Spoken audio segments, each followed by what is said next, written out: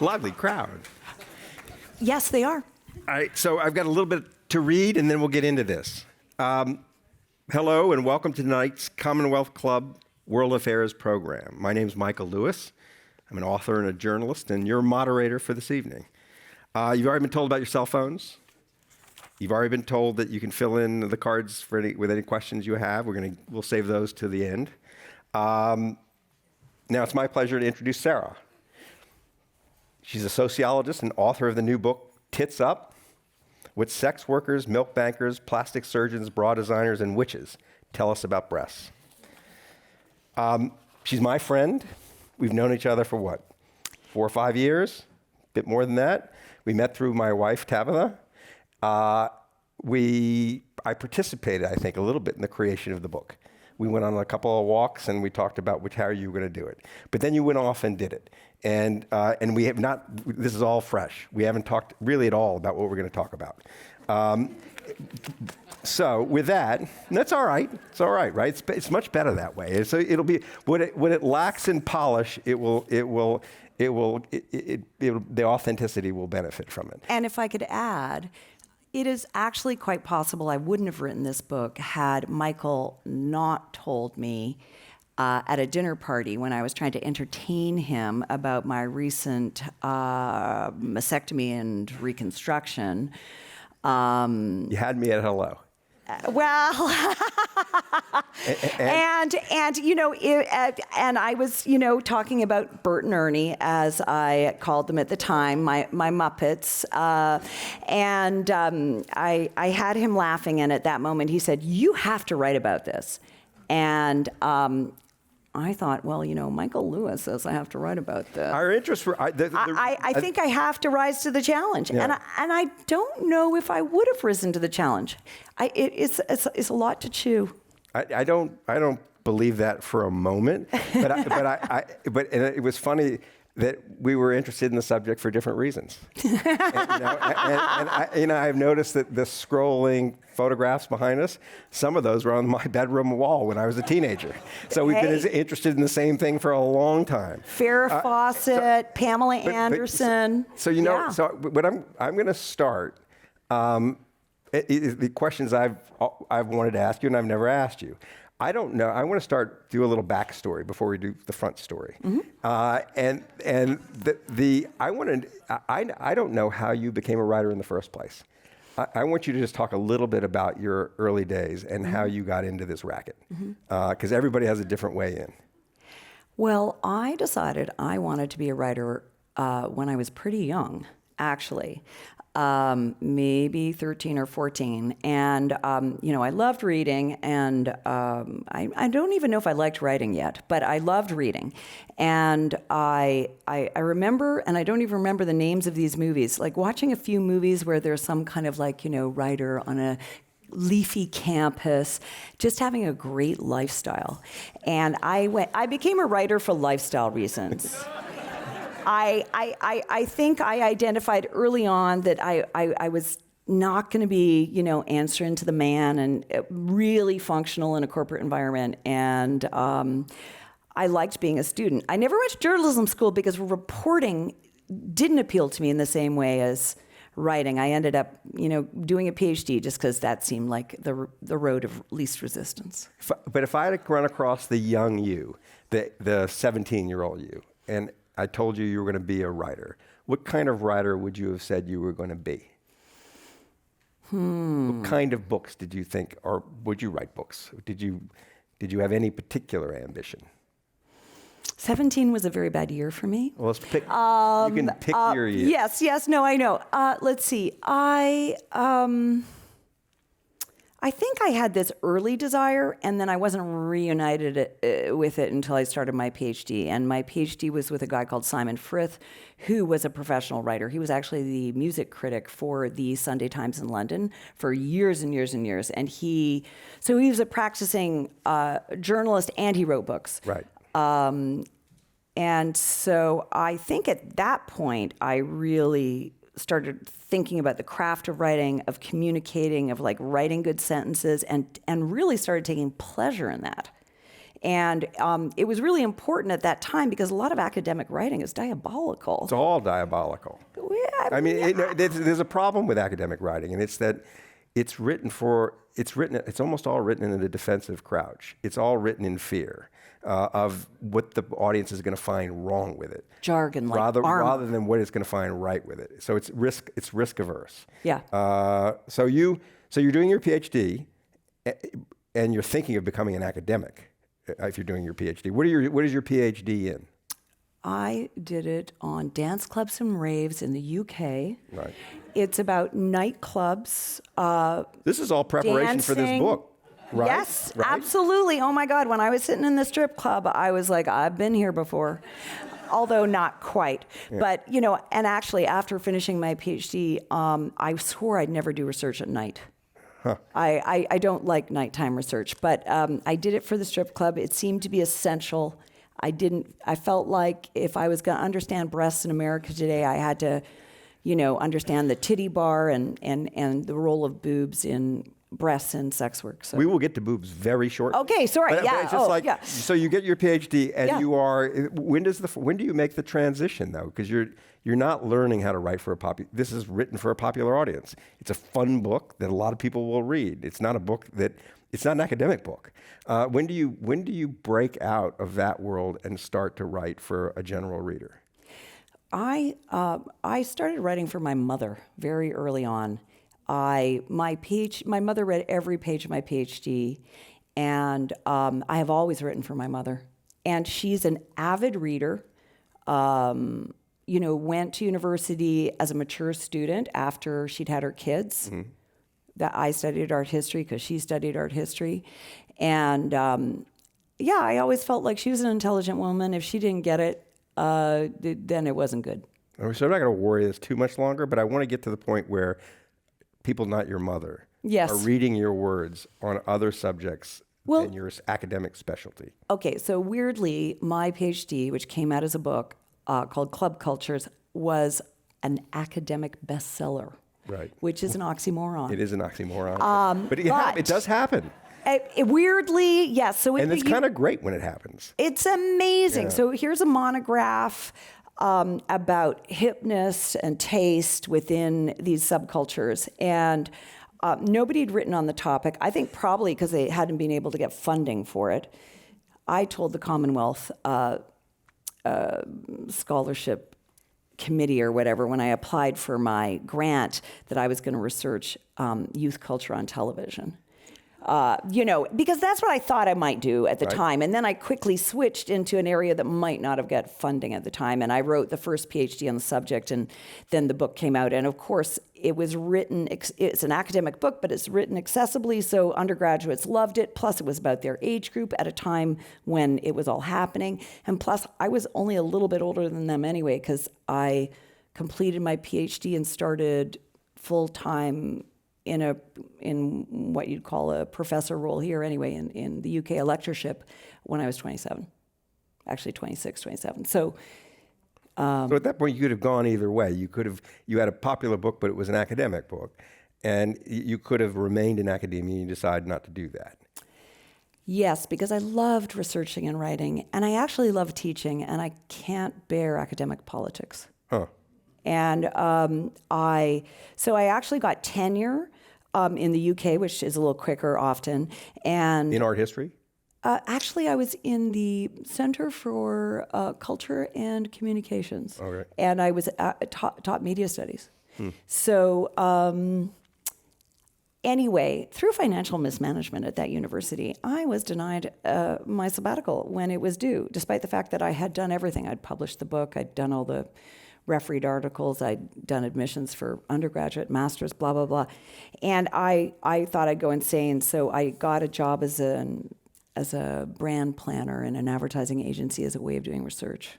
Okay. And that's when I left. All right. And I've never really been back. You've never been back. And that, unfortunately, did not amount to a book. I wrote one article about that experience called An Academic Alice in Adland, which still gets cited weirdly. and then I had a couple of kids come along, one of whom is here in the front row, There we thankfully, go. my son Otto. Thank you for coming. Other children are at home. And so, yeah, I think I've always liked to write playfully. I love humor. And I kind of loathe seriousness, which is, such a currency within academe, Right. and the art world for that matter, actually, which is another area I've spent Right. a lot of time in. Right. So yes. So your personality drove you out of academia. And Yes. Yes, basically. It's not you. This is you. It's in your nature to write books like this. So let's talk about how you get to this book. I mean, this is the one part of the story I know. Let's talk about the conversation we had Yeah. when you first started thinking about this. What happens to you, and Yeah. Well, why do you start thinking about breasts? Yeah. I mean, I think a lot of women go into a mastectomy really worried about cancer, and they have a hard time thinking through to the other side, like reconstruction. I never really thought hard about it. The one thing I told my surgeon was I would like lesbian yoga boobs. Yeah. What are lesbian yoga boobs? Well- for the men in the audience. So clearly, my surgeon did not know what a lesbian yoga boob was, because I came out with D's. But You came out with something different than you're wearing now. oh, yes, it's a long story, but these are no longer Bert and Ernie. Meet Glenda and Brenda. Right. But and don't worry, when I had my own original pair, I didn't name them anything. They were just part of me.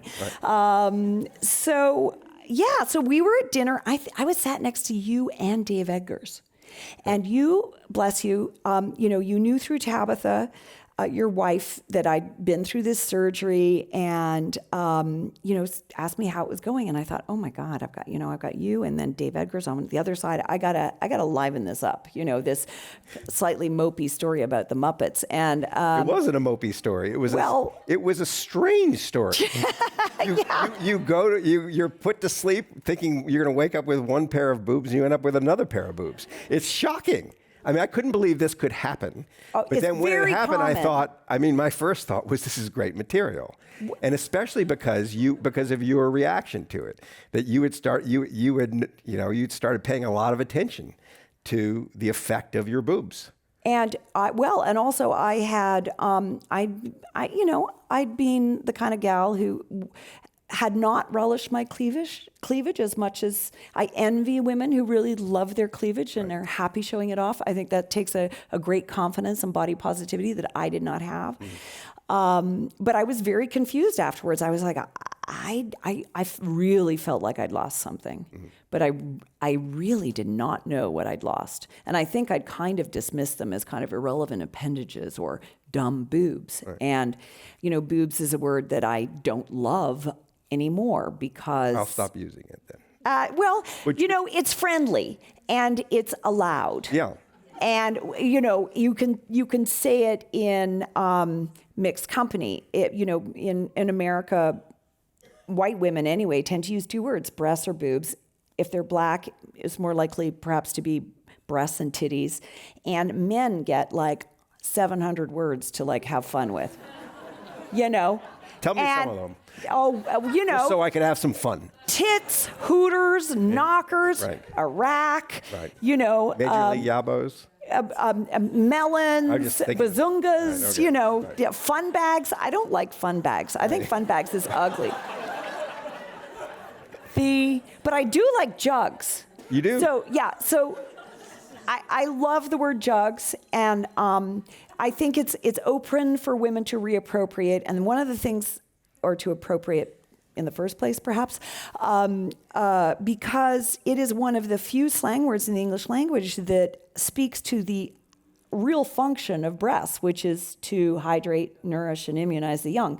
This is the only reason why everyone in this room has nipples, is because evolutionarily, there'd be no human species without a lactating breast. Right. So I like jugs for that reason. Okay. Good. And that's why chapter 2 is called Life Saving Jugs. Yes.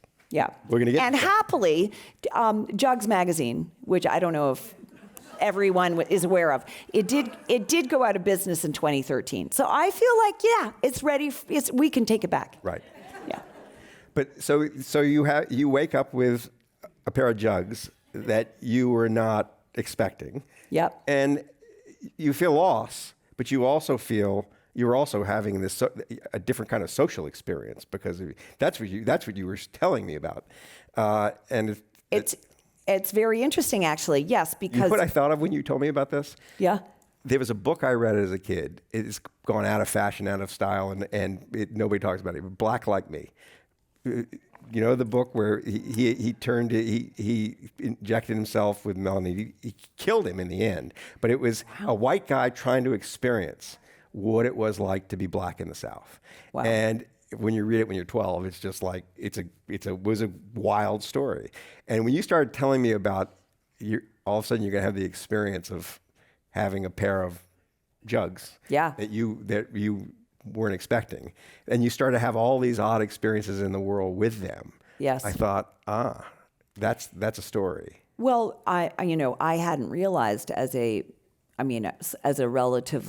modestly breasted woman, how women with larger breasts get treated. Right. And, I have a friend who was more like a double D, and but she had a PhD, and she was always treated like a bimbo. PhD and a double, that's kind of great. Well, she wanted to put on her business card, Right. PhD, double D.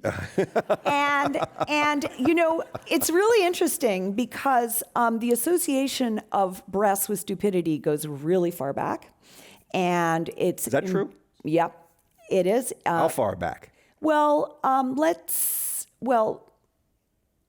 it's embedded in the sexism, which suggests that men are more intelligent than women, that men are made in the image of the divine, whereas women are beasts and mammals. And so, Carl Linnaeus is really the scientist in the 18th century who transferred the sexism of the church into a sexism of science. And by coining the term mammal and Homo sapiens at the same time. He was brought up to be a Christian minister. He was supposed to inherit it as the eldest son. And he, I was worried you might be yawning there. No. No. Okay, good. I was like, we're not I'm all talking here. about tits No, quite, but it's a backstory. This is all good. It's all fine. And I know more is coming. okay, so good, we're fine. good, yeah, okay, great. Yes, you can do whatever you want. So basically, he was very aware he didn't want to be like a heretic, and he very cleverly came up with this taxonomy wherein Homo sapiens could be kind of skewed masculine, right? The wise ones, and mammals skewed female. And, the big fight in those days was for education. I mean, women didn't even want to try for the vote. They just want to be educated. And he was adamantly against the education of his own daughters. He didn't even let them learn French because he didn't want them turning into like fashion models, or I can't remember his exact expression. But he was very anti-wet nursing. He was part of this movement in Europe at the time that was very much saw, which came along with the French Revolution and other things, not with it, but at the same time as it. And it was very much, women, all men will get the vote, but women will retreat back into the private sphere and take on their role as the good mother, which is the breastfeeding mother. It wasn't simply because of their breasts. The breasts were part of the story. Their breasts were part of the story, but Part of his story? What I realized, and it's hard to boil it down into a good soundbite, is that breasts are even more attached to the kind of biological determinism that put men in one place and women in another than vaginas, weirdly. Maybe because they're more obvious. Yeah. More conspicuous. I want to back up just a little bit, because where I left you at the end of that conversation when you first started telling me about Remind these me. I don't experiences. remember this Well, no, it was conversation just well like you were enough. telling me. I was thinking it's just an odd story, right? You're a writer and you've had this thing happen to you, and it's a very odd story. I couldn't believe a doctor got away with that, and but in any case, He was doing his best, But- and but- he was following protocol, and that is a very typical okay situation. Well, but how you start to actually conceive of this as a book, like how your entry into the material, like, and what the material was. You start with your awakening to the material, to like maybe there's something here, but how do you start? We get into how you structured it, but just when did you first think, there's a lot of stuff here? Well, There's history. I started reading a pile of books, and then I do what I do. Where'd you go though? Like what pile of books? I started online, and there weren't enough of them. Well, that was obvious. That's a good sign. Yes, exactly, right? and nothing recent. Right. So there were a few good books, but not that many. But what I do when I want to learn something is I start interviewing people. Right. And I just started interviewing, and it was actually during the pandemic, so it was kind of easy to access people in a different kind of way. You just Zoom with them, and it was a lower commitment initially from them, and I snowballed my research out through my friendship group. But who are you interviewing? Through. And in those early days, I was interviewing lactation consultants, dancers, breast cancer survivors. So you make a list of everybody to whom breasts are particularly important. Anyone who had an experience they wanted to talk about, anyone who felt like they had something to say, Right. Anyone who might be in a position to have some expertise, Right. because I love expertise and authority, and I was really on the hunt for like people who could give me great insights. In the end, you've got a book that's broken down into 5 chapters. I'm doing this by memory, but it's strippers, it's nursers, it's bra designers, it's plastic surgeons, and it's witches, right? Yep, pretty well. And which is the odd man out there, but a little bit. You might get hexed here. No. Just Be because, careful. No, because the other 4, you think instantly what the connection is. It Yes. takes you a little while to see what the connection is with witches. But Agreed. But so what I'm wondering is you eventually get to the how you're going to frame this thing. But when you're initially just kind of groping around, forgive the word, but when you're That's a Freudian slip if I've ever heard one. it's when you're instantly groping around the material. Is there stuff that are there other places you go that end up on the cutting room floor? Are there other things you're thinking about how you're going to do this thing? Because it's not obvious how one would do it. No. Big subject. It's a huge amorphous subject. It's a huge subject. It is the elephant in the room. That's all. What I always think. It's always there. It is always there. Even in the men's locker room. Yes, even in the men's. But there's a kind of conformity of opinion in the men's locker room about what they mean. Right. This is true, and none of that's why I that's in had here. to start Right. with chapter 1 called "Hardworking Tits." Right. It's the prevailing idea about breasts in America is that they're erotic playthings, Right. and that women have them to attract men. Right. This is not true, but this is the dominant. I was glad to learn it. Yeah. This is the dominant opinion. So I thought, where can I go to find people who really understand breasts as erotic playthings? Right. And actually, those things are properly called tits, Right. because that is the eroticized, commodified term Right. for breasts. Right. And it is the number one word on the internet for breasts. And it's one of the reasons I felt I needed to reclaim that word, although I do it in a softer way. Yeah, Tits up being a showgirl thing that one woman might say to another as they go on stage. So right from the very beginning, I thought, I got to open this book in a strip club, and not just with strippers, but sex workers in general. That Yep. seemed to be very important, and I was really interested to understand things in real life. I think with things like porn and representation, you get into the realm of fantasy, and I was really interested in what people actually do. It made it kind of like more doable as a subject for me, I guess, and so moving into that world was not easy, but and I think they may be in the room, but I got in touch. Someone got in touch with me. This documentary about Carol Doda. Great documentary, highly recommend it. And Jonathan and Marlo might be in the room somewhere. Just coincidence? Yeah, we went to the Condor together, and I met Barbie, who becomes the opening character in the book. Right. We met her together. She didn't go into their documentary because that's a more historical piece, but she was perfect for my book. Right. And yes, so that was maybe the area where I had the fewest personal contacts. This is where you start, though. But it actually was the second chapter I wrote and kind of the second chapter I researched. But right from the beginning, I thought this is the best place to open the book. Right. So you start spending nights at a strip club. I do. And where is this place? so the Condor is a historic strip club that That sounds like an oxymoron, but okay. It's actually a historic landmark in North Beach now. Is that true? Yes, it is. Huh. Yeah, and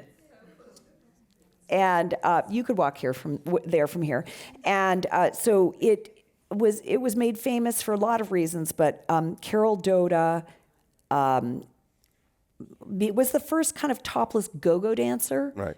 And kind of it spread across the country like wildfire. Right. Topless go-go dancing. Prior to that, there'd been burlesque, which was the coy strip tease, which usually ended up with pasties. Right.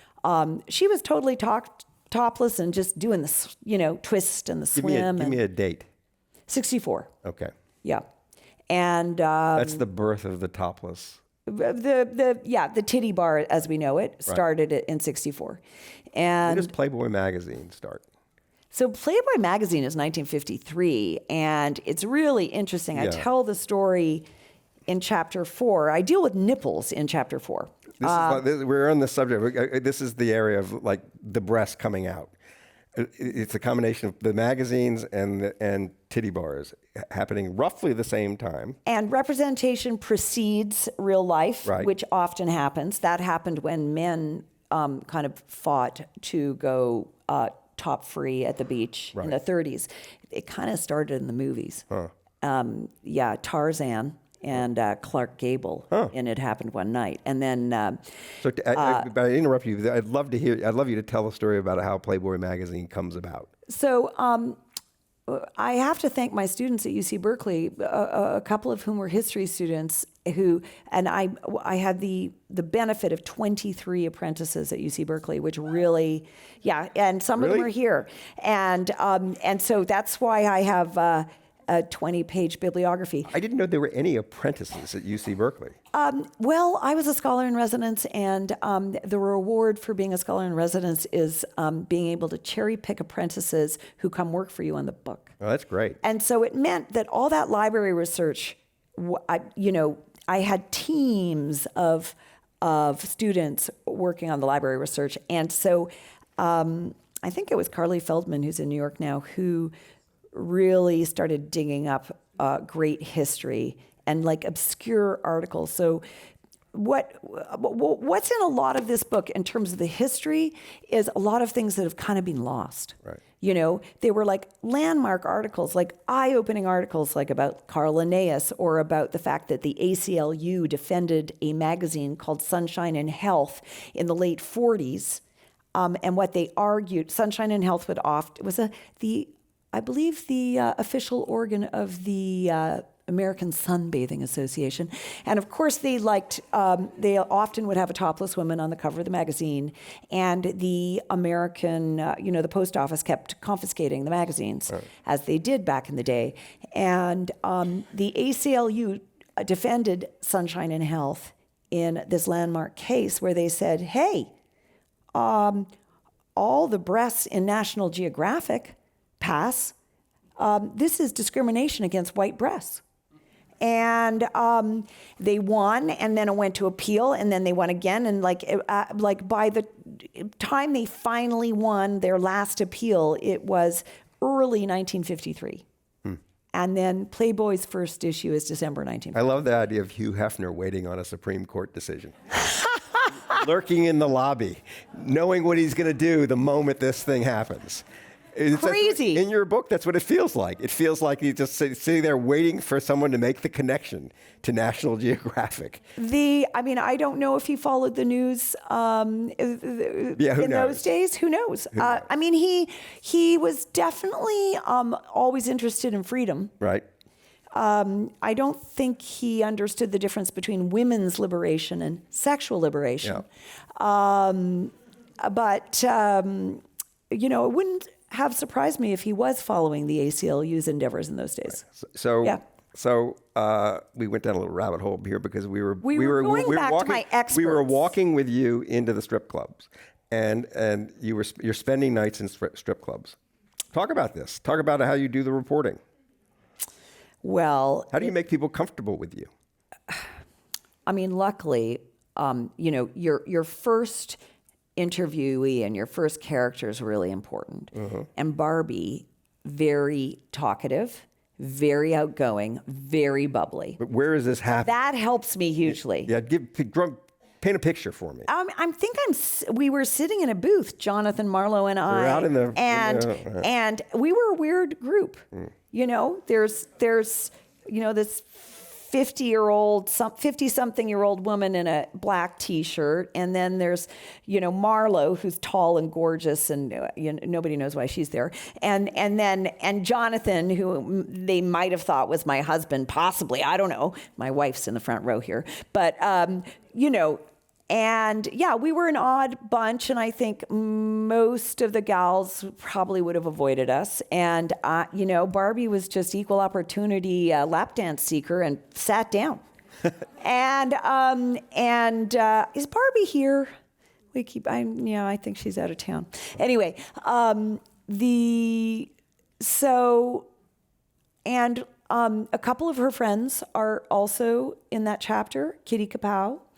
And Redbone, who's like the key person I sit down with, and we did a lot together. So you're coming, we're going to go to Hooters. So we'd go to Hooters. We drove all the way up to Petaluma together. It never ended up in the book, but good books have a lot on the cutting room floor, and so we went up to Hooters together. I saw her do her burlesque dancing, which is principally, what she's known for now. But she'd been a stripper. She'd started out in her mother's sex business back in the days of phone sex. She'd been the receptionist, and then as soon as she got to a certain age, which might have been 16, she started taking the calls herself. And she's stunning, black afro, and she played a gal called April, who was blonde and buxom on the phone anyway, because those were the days of Pamela Anderson. Yep. And, every phone business needed a Pamela right. type, or three. Right. I think there, Annie Sprinkle's in that chapter. There we go. Excellent. Woohoo. There we go. Annie is also an artist and an educator. How many of your characters are here tonight? Well, I'm not clear on that. Do we have a show of hands? Anybody who's or in the yell, book? a shout. Look at Okay, this. yes, we have Rabbi Sidney Mintz, and we have some witches and Buddhists, and we have codename Valentina here. She's in chapter 1 as well. Laura Gordon from Old Navy, who was a Victoria's Secret, who is a bra designer. We'll be getting to that. We actually, and also, where's Carolyn Chang? She must be here. There she is. See, we have every chapter represented. There's got to be some lactivists in the room. Where are my milk bankers? Yay! Yeah. Excellent. Or high-capacity donors to the milk bank who are true experts. Well, the book's not out yet, so have they had a chance to read it? The book is out in a week, right? It comes out next Tuesday. May 7th, and I made sure that all of my characters got to read the chapter that they're in. Right. Partly because I really like getting feedback from people who know their. And then some people who were interested read the whole thing. And yeah, so and then people are busy and sometimes they just read their own lines kind of thing. Right. And, but, the jargon, academic jargon word is reflexive ethnography. It's something I've always done. I'm always unlike a journalist who would not let anyone see it until. Unlike me. I don't let anybody see it. Yeah, and you, and that makes sense. I especially. But no, but what happens is that it's risky not letting anybody see it. You end up with some irritated subjects. And and then even some people are irritated. I've never published a book without having an irritated person. Neither have I. Yeah. So, and nobody gets to censor me. Some things are off the record there are certain things that are irrelevant and nobody needs to know. Sometimes if they're very personal, I'll take something like that out. But I will fight for a great quote. I will fight for insight. And luckily, everyone, I kind of have a good nose for knowing who's willing to play ball with me. Right. People who are cagey and I have radar for that now. And I'm like, you're just not going to be comfortable in this book. Right. You're not going to be comfortable as a character. And also sometimes, the exposure can be frightening for people too. And we're in the strip club now with you with a notepad, presumably, and a pen, writing stuff down. Always bring my notepad. Sitting in a booth. Yep. With someone who's offered to give you a lap dance, or Barbie, she never came out and offered a lap dance. Okay, I don't think, but I just started interviewing her and gave her a big tip for the interview, and that did you get any reaction from the men? Well, the manager really wanted to know what I was up to. Yeah. He was a little concerned. Yeah. And I kind of said, I'm just writing about breasts or tits, or I can't remember exactly how I put it. And occasionally, he'd see me and, or as I was walking out, he'd say, were the boobs good for you tonight? And then he'd occasionally give me some official line. Probably not the first time he said that. Our gals really know how to make a man feel like $1 million. We just sell fantasy here, just in case you thought there was anything else more going on in the back, Right. But what about the clientele? Did they have anything to say? Did you have any interaction with? The clientele really sticks to themselves in places like that, unless they're. I actually wouldn't know. Well, okay, so the Condor is actually more mixed as an audience in terms of gender than most other clubs. So I did go to a lot of the other strip clubs, and they're, predominantly male. You never see 2 guys go together. You might see 4 guys go together. Right. But there's lone guys and 4 guys. And then there's some couples. Yeah. What's going on there? I think you can answer that. No, I can't. Can I just say my book is about women's perspectives? Yes, I understand that. I completely understand that. But I've always been creeped out by the places. I've always felt like I didn't want to be in there. I thought that was a transaction. Maybe it's because I grew up in New Orleans, and we used to go down and watch what was going on Bourbon Street, and it always felt like, to me, like a drainage ditch of Midwestern male frustration, and there were no New Orleanians down there. It was like all tourists, and we took the rap for what they did, but it was all, and we just kind of watch and wonder at this. So I had that. So I have interesting. I have no experience in because it's I'm sure you've gone to spring training, because strip clubs, there's a lot Tampa and lots of places where I know nothing about baseball, except there's often a lot of sex work and strip clubs. I didn't know near that where either. they happen. I've written books about baseball, and I didn't know that. Moneyball. You do your research in the daytime. Yes, I do. I missed a lot. Now, I want us to also talk about witches and some other things. Let's move on from. I know it's hard. Let's skip. We'll come back, but let's briefly skip to the end of the book when you're delivering a speech topless in the woods to people who worship ancient goddesses. Yeah. Is that right? It was amazing. It was amazing. Please explain what you were doing. Yeah, I can see why. Yes and no, and who this group was and why it was of particular interest, relevance to your subject. So during the pandemic, when I started the book, I would go for walks on the beach with a friend called Blakey Vermeulen, who is in the English department at Stanford.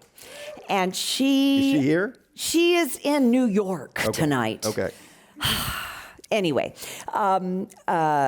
so she went to a restorative retreat in the Redwoods called Fool's Journey, run or co-founded and organized by a witch called Oak. So sort of a bohemian grove for witches. Yes, exactly.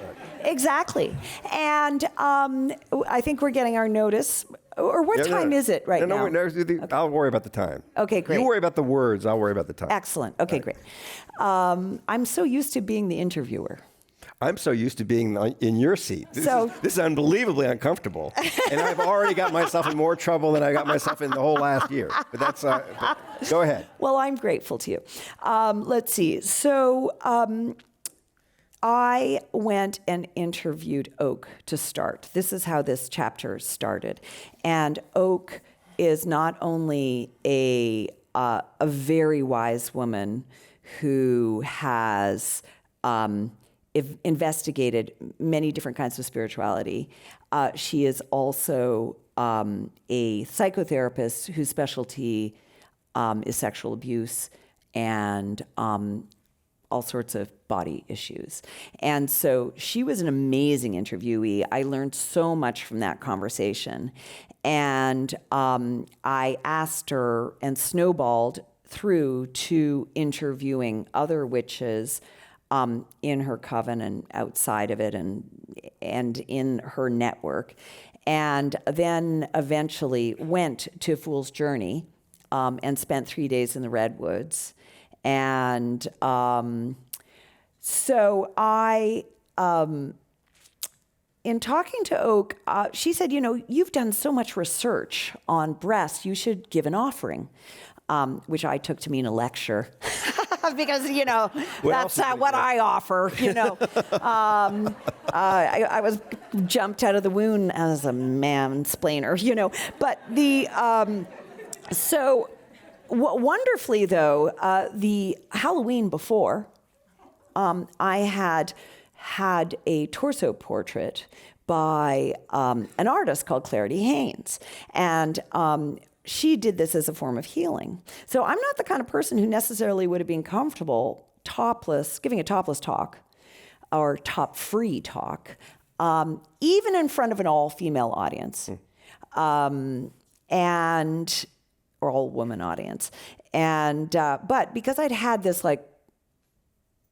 experience of being drawn freehand from life by Clarity, and she'd done so many breast portraits, so many torso portraits, hundreds probably, and she'd done them to make money at women's festivals 30 years ago, and then it had become an important part of her practice, and she'd done some famous chess, it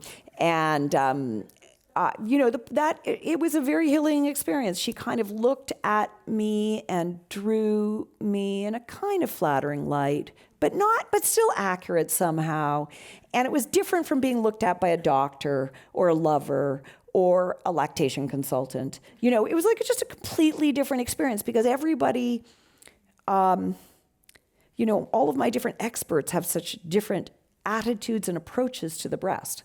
bra designers, totally different way of looking at women and their bodies than a lactation consultant, a surgeon, a stripper, sex worker, or someone who's knows a lot about religion and might be a witch. So yes, I gave my talk topless, and it felt really amazing and wonderfully oak stripped completely. And over half the women stripped off their tops. It was a beautiful sunny day. It was summer solstice, of course, and I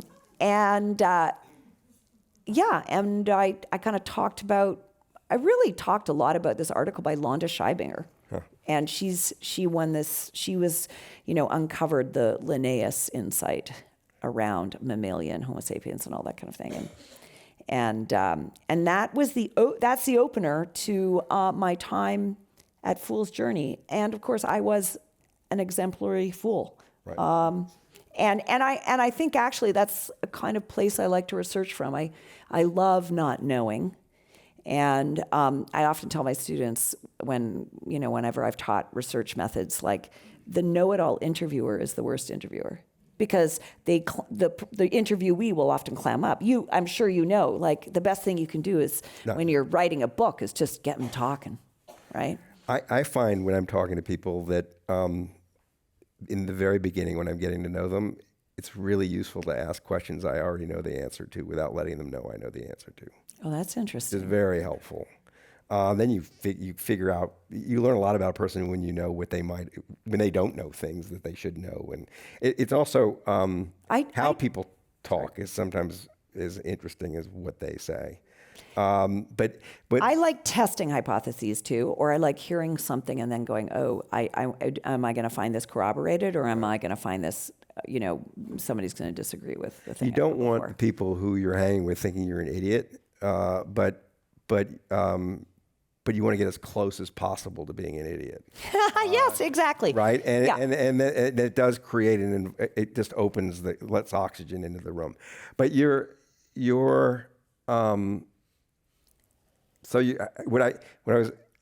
what were you hoping to get out of the experience with the witches? How did you think this is going to connect up to my subject? Well, you were giving a talk about your subject.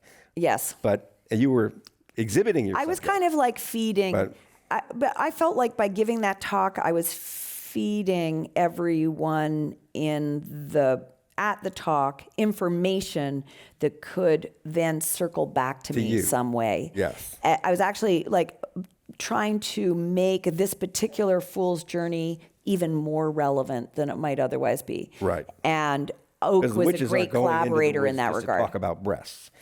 And it's not. I mean, there might very well be nudity or top freeness, and certainly there's a lot of body positivity and the idea that our bodies are sacred in the pagan sense, and so I knew early on that religion was really important to American attitudes towards breasts and around the world. Yeah. And it really does go back to the Garden of Eden. Yep. It is the Abrahamic tradition. When Christians, missionaries entered into any area, the top got covered all of a sudden, right? Because if you think about like Papua New Guinea or Bali or, wherever, these were topless cultures or top-free cultures. And people weren't even perceived as undressed. Right. They'd have beads, they'd have tattoos, they'd have like a little thing, a skin of some kind or something. But covering up this area was not part of the culture. It's an arbitrary thing to cover up. And actually, I wonder when exactly, Genesis became interpreted that way, because I think the loincloth is a little more, it is not universal, but it is more widespread than top covering. Yes, and a little more understandable. Maybe. I don't study the bottom half. I don't know. But and so... Yeah, so I kind of knew, and then also religion is an inhibitor, has been a big inhibitor of women's bodies. Yep. And so I knew I needed to dig in there. And I also knew there were a lot of nasty stories about breasts within certain traditions, like, saints. early women saints almost all had their breasts cut off. That was not where I wanted to go with this book. Right. The working title for the book was Uplifting Sagas. Right. I was looking for things to enhance our appreciation of something that was denigrated. Right. So, I went to Rabbi Sidney Mintz for stories from the Torah. I went to Margaret Miles, who was the first professor of divinity at Harvard, who wrote a book called A Complex Delight about the lactating Madonna and how this was a symbol of God's love of humanity in contrast to the crucifixion. Right. Where suffering was an emblem of, God's service to humanity, I guess. And then Max, who's in the room, was one of my Buddhist authorities. I'm kind of obsessed with the Buddha's chest, and also, to be honest, with Christ's chest, actually. Those two chests. If I ever write about men's chests, I'm going to have to talk about Jesus and Buddha. And then Hinduism, it being the most bodacious of religious traditions. They have a goddess tradition. Honestly, they're so much fun. They're kind of Pamela Anderson-like, actually. Some of those goddesses that are, 2,000 years old, 1,000 years old, they look like they have implants. We're going to have to go to audience questions very soon. But I have Yes. a couple of things I would just like to hear you dilate on a bit. And one is, you go into a subject not knowing very much. You come at it knowing a lot. What were the kind of the eureka moments for you with this, where you thought, this is interesting? I never thought I would get here. Mm-hmm. Aside from being in a strip club, just your understanding of the subject, where you thought, oh, this got a richness that this is what I sensed in this when I started. So the chapter that I wrote last was my bra designer chapter. Apex? Active apexes. Now, apex is the word used for nipple in the apparel industry. Which you make a really interesting point in the book, that people, the breast isn't covered up, the nipple's covered up. One of the chief purposes of bras is to mask the nipple. Right. For some, it's a supportive role. Right. A lot of women under a B cup don't really need much support. But you're not considered topless unless your nipple is revealed. And you're not, and you are, and you. That's true. The cleavage is a very social part of the right. breast. That's right. Yeah. So anyway. So that's the point I felt we need to make. I did not think at the beginning of the book. I knew I had to do bras. I knew there was something there. I knew bra designers knew a lot about breasts. So I was going to people who really knew a lot about breasts. And I did do some early interviews. But it really took me to getting inside behind the scenes at Old Navy, in the fit room, as they're called, with living models and the bra designers and their technical designers. So like the bra designers, like the architect of the bra. The technical designer is like the bra engineer. Yeah. And I had no idea that it was this complicated. It's unbelievably complicated. The most complicated thing that the apparel business makes. I thought the hardest thing about a bra was getting it off. Yeah, well, Even though, turns out those there's a whole hooks and science. eyes. There's a whole science to it. Right. Okay. Exactly. Anyway, so what I loved about my time there, and what I love about that chapter is there's a lot of really nuanced understandings of comfort and women's comfort, and who might want to go braless and who might not want to go braless. And there's this idea in the history of feminism that the women's movement, 1968, there was the bra burning, right, outside the Miss America pageant. There was no burning that day, but actually they threw bras in a trash can. The fire department wouldn't allow them to burn any fires. But they were on the boardwalk in Atlantic City. And bra burner became a kind of symbol of a feminist. And my mother was amongst the women in the 1970s who did go braless. But, she was like an A cup. And one of the things I realized is that, yes, politics will definitely inform whether you wear a bra or not. And certainly in the 70s, it was a real prime mover. Nowadays, whether you go to the grocery store without a bra or with a bra actually relates more to your breast size than almost anything else. Really? Yeah.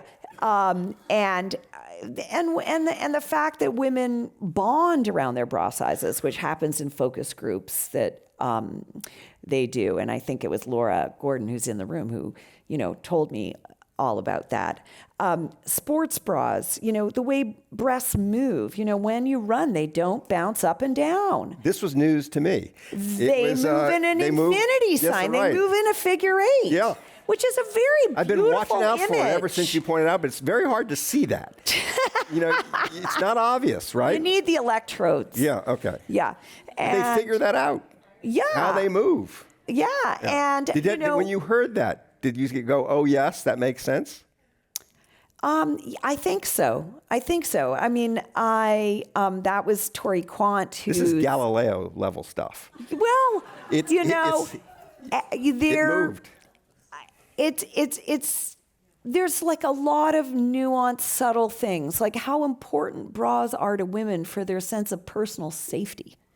A lot of women do not feel safe on the subway or on a commuter train if their nipples can be seen through their clothes. And this is a big issue because nipples, the presence of a silhouette of a nipple is associated with sexual availability, promiscuity, things that are not in the mind of most women if their nipple happens to show through their sweater. Yeah. And that goes back to this dominant notion of breasts, which is...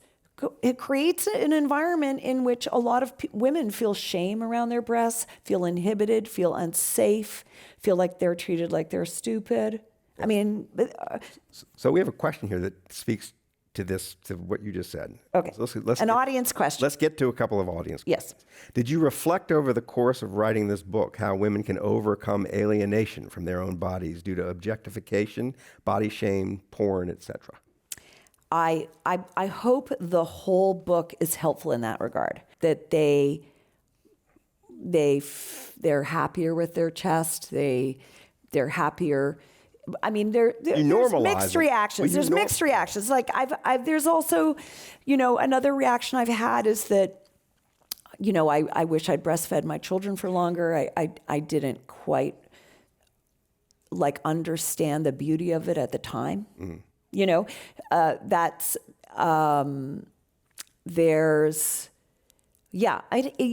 book hasn't come out yet, so I am really looking forward to a broader reaction. But my hope is that that women and men reading the book will have a much deeper, more complex understanding of these things, which goes beyond fun bags. Right. No, I was about to say it would be hard for me to not learn something from this, right? So how do you think some modern digital representations of breasts, such as online porn and sex, have impacted how breasts are viewed? I left porn out of my study for a lot of reasons, partly because I just don't personally like it myself. And I was not about to ask any of my students to watch it for me.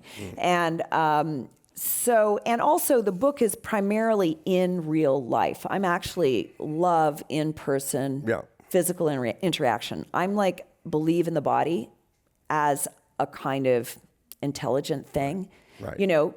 The hardest, apparently one of the things that keeps our brain young is being with people and talking to them, as opposed to just over the phone or through a screen. So the book is in real life. It's in real life sex work as opposed to pornography, and so I would just say I'm not an expert on pornography.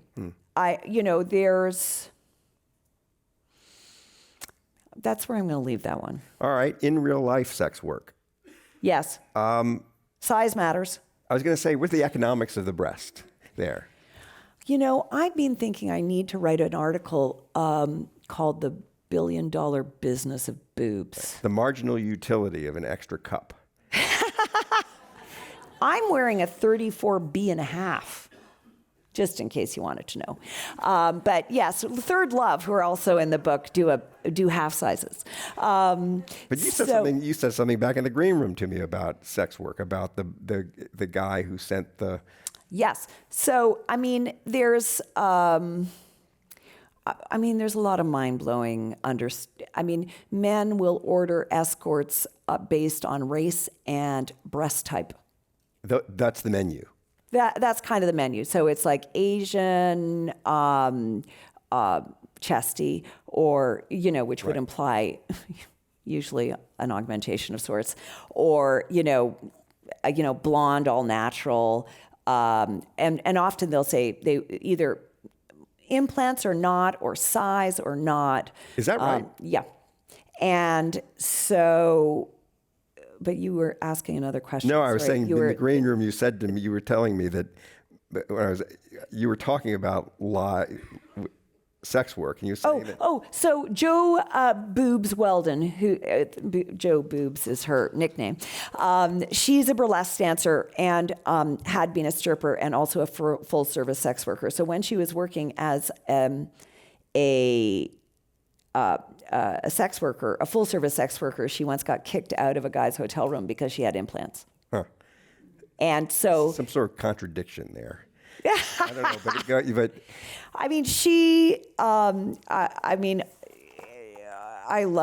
I love all of my interviewees. I love all of my characters. Yeah. I do. To make it into the book, it's because I love you. You're smart. You're full of insight. Any piece you want to read? Well, I just wanted. We didn't talk about this, but if you'd like to read a little passage, it'd be fun to hear it. Well, and if not, I have plenty of questions I can ask. So I just wanted. You brought up Joe Weldon, and honestly, she talks about things that make me laugh, like stripper high fives. What is that? A stripper high five is when two gals with boob jobs bump up against each other like that. Well, basketball players do that too. Well, exactly. Right. Yeah. Right. So, back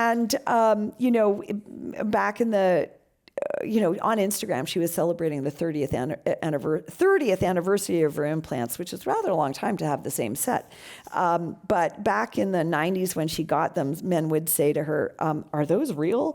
And she'd reply, well, they're not imaginary. and so one of the things she says, and this is relevant to what we've been talking about. She says, men who prefer natural breasts like to think they're superior. They believe that their taste in women is a reflection of their intellect. When they declare, I'm a leg man, what they're really saying is, I'm not a brainless moron. But I'm like, dude, you're no different. You're focusing on a body part instead of a whole human being. Huh. But women aren't excused from this conversation either.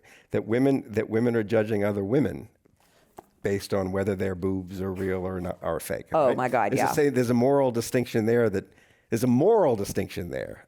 men don't make in the same way. I don't know if men make them or not, but definitely there's a lot of moral judgment about what women do with their bodies. Yes. And this book is an argument for by other women. Yeah. This book is an argument for give your sister a break. Yeah. Honestly, if we want to fight for, I am I say this book is pro-choice from the waist up. Obviously, I'm pro-choice in all regards. Right. But, the moral judgment that's made against women who get a breast augmentation, who get a breast reduction, who get a breast lift, who choose to have reconstruction instead of going flat, who decide they're trans men and have a masculinization, who, want more than the hormones delivered to them as a trans woman and go for an augmentation. It's absolutely crazy. Where's it coming from?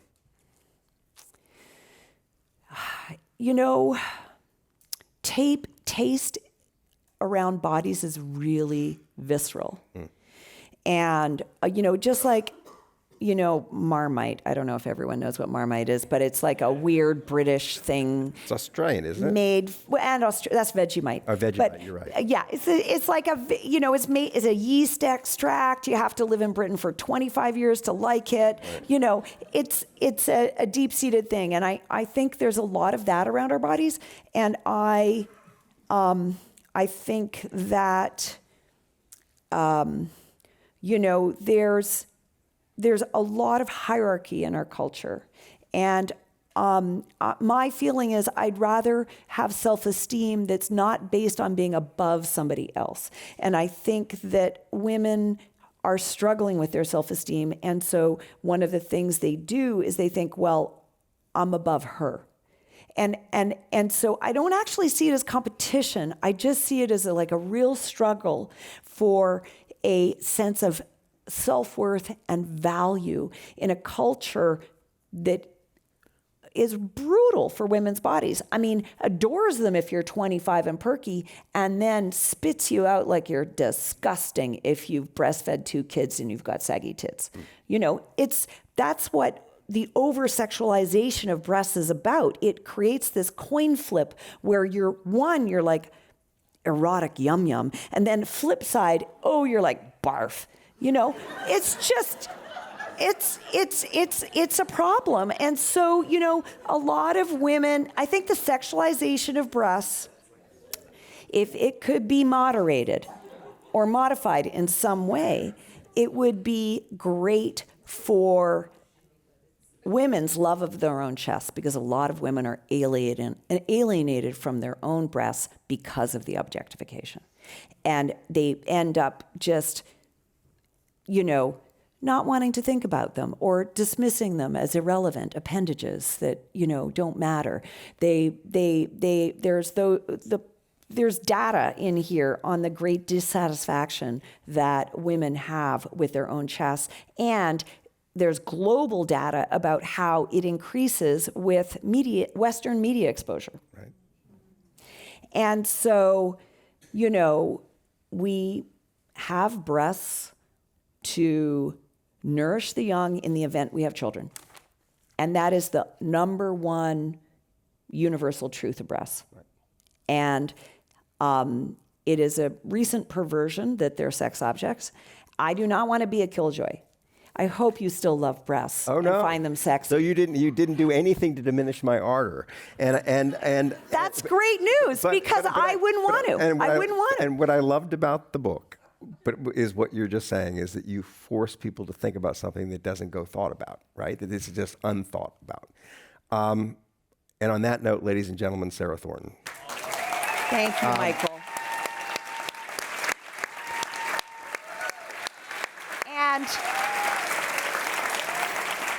I've got to read something. I've actually got to read this. Our thanks to Sarah Thornton, author of Tits Up. We encourage all of you to pick up a copy of Sarah's new book here, where you're going to be signing, right? Or right after, or at your local bookstore. And if you'd like to support the club's effort in making virtual and in-person programming possible, please visit their website, www.commonwealthclub.org. I'm Michael Lewis. Thank you, and take care. thank you,